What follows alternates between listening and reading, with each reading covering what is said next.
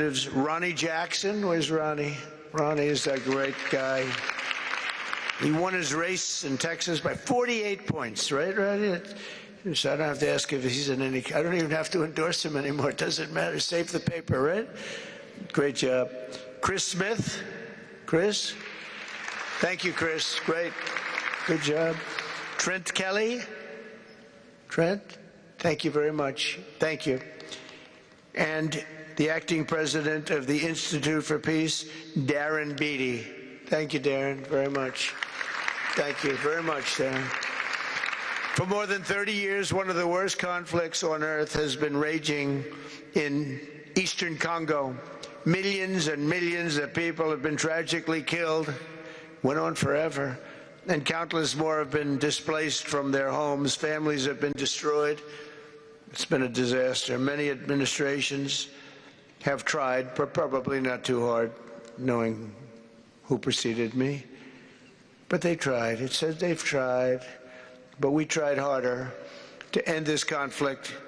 But they've accomplished, obviously, they accomplished very little because the killing went on at levels that just got worse and worse.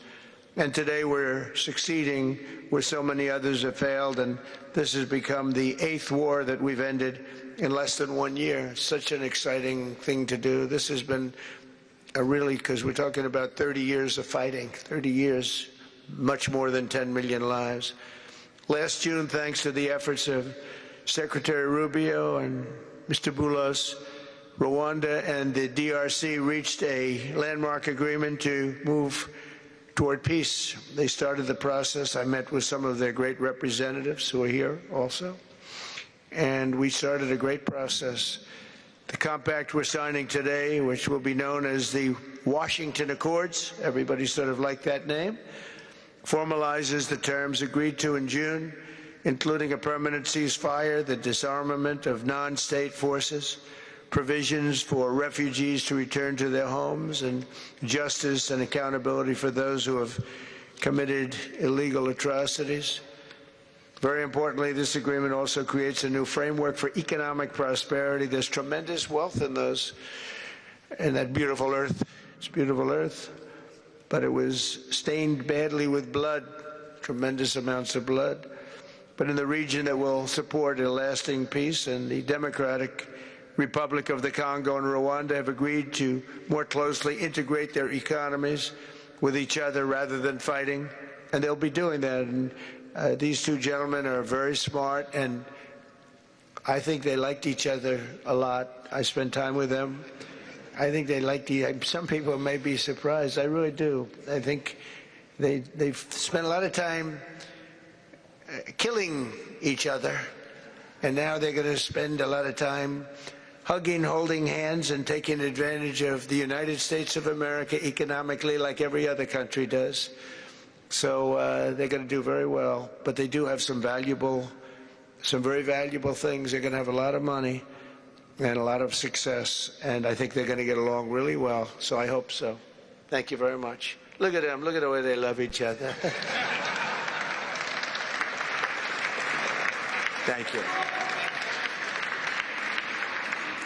So I have a lot of confidence in both leaders. We'll keep these commitments. I know they're going to keep them and follow through on the agreement and create a much brighter future for the people of their countries.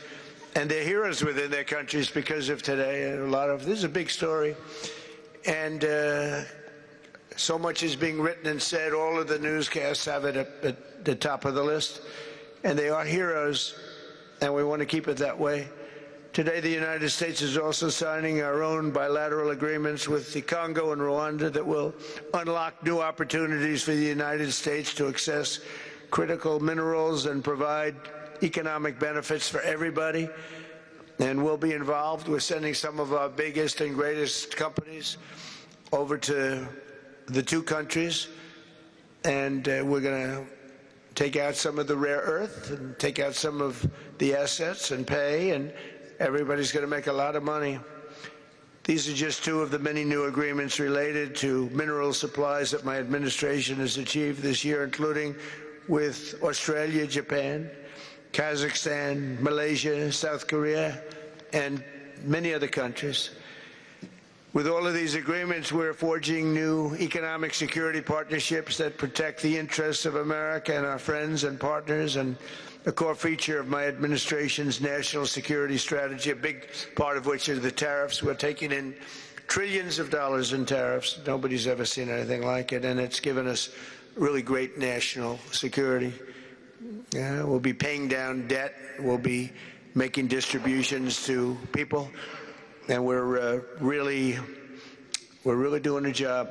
It's amazing. I was with a gentleman, the future king of Saudi Arabia, and you've heard me say this a couple of times, but 2 months ago when I was over there, he said, and actually Qatar is represented today, and UAE is represented, and your leader said the exact same thing, different words, but the exact same thing, that 1 year ago, they thought our country was dead, and now our country is the hottest country anywhere in the world. We're the hottest country anywhere in the world. Nobody's ever seen anything like it. We have over $18 trillion, that's just in 10 months, pledged or being invested or pledged to be invested in the United States. Think of that, 18 trillion.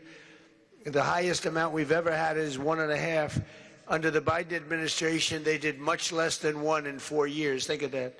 So they did less than 1 trillion in 4 years. We have 18 trillion in 10 months. It's going to be much more than that, too.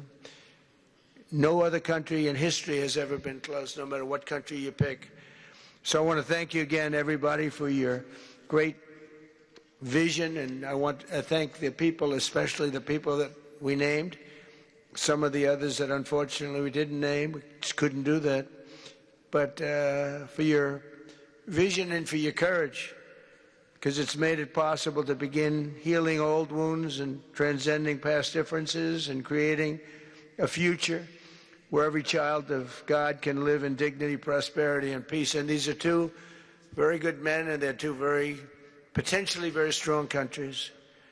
I'd like to now invite President Kagame to come up and say a few words. It's Rwanda. And then, if I may, President of DRC, who really is doing a great job. These are two men that are doing a great job. And again, they are so respected because of what they're doing today and the mission that they've really, I think, accomplished. And we'll see how it all works out, but I think it's going to work out really great. They want to get on to other ways of living for their people, and they're great leaders. Thank you very much. Please, Mr. President.